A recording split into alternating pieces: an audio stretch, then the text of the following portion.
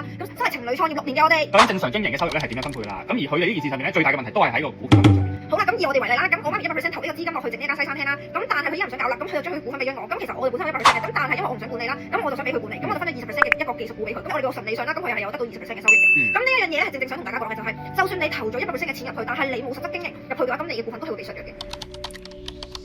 咁當然啦，前提係你哋雙方溝通好之下，亦都清楚嘅細則係點樣咧，就可以進行呢個股權嘅分配問題。咁呢個我想同大家講啦，咁情侶創業咧其實都冇大家想象中咁黑暗。我覺得如果你哋係想行得長，亦都想間公司做得耐嘅，更加係要將呢啲合同細節要講好。係一個正規化去處理。啱啲就係點咧？由你揼一份合同開始就去傾商討大家呢個股權分配係點樣分配啦。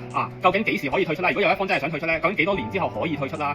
然之後再者就係你退出咗之後要簽保密協議啦。呢啲等等嘅細節咧，你都係要一個專業同埋一個正式嘅合同咧，去保障翻大家嘅，唔係就保障你自己。同埋仲有一個協議咧，就係會因為其實我哋會喺合同寫明啦，即係我哋做嘅嘢係嘅，唔會損害呢個公司利益嘅。即係好似我哋情侶創業啦，我哋係以情侶模式去做呢個公司呢個事業噶嘛。咁有啲乜嘢損害我哋嘅嘢例如出軌啊、叫雞啊，你都會將呢啲條件寫喺呢一個合同入邊嘅。咁而你做呢啲行為之後，你點樣去俾人哋剝削咗你嘅股份啊，或者可能你點樣罰錢啊，成日佢哋都寫晒入去咯。另一樣嘢咧就係 Andy 老師係不清不白咁樣就簽咗個好似豬仔契咁樣就買咗個心俾人。咁即係雖然我哋年紀比較細啦，但係我哋都呼籲大家，如果同人哋去合夥啊，或者可能去同乜嘢人做生意都好，就算同屋企人做生意都好啦，或者同朋友都好啦，都需要簽合同，必須係一定要揾律師去執嘅。係啦。咁如果大家有啲咩經驗啦，都可以喺下面分享俾我哋，等我哋去長長眼界。係啦，咁呢個分享就到呢度，拜。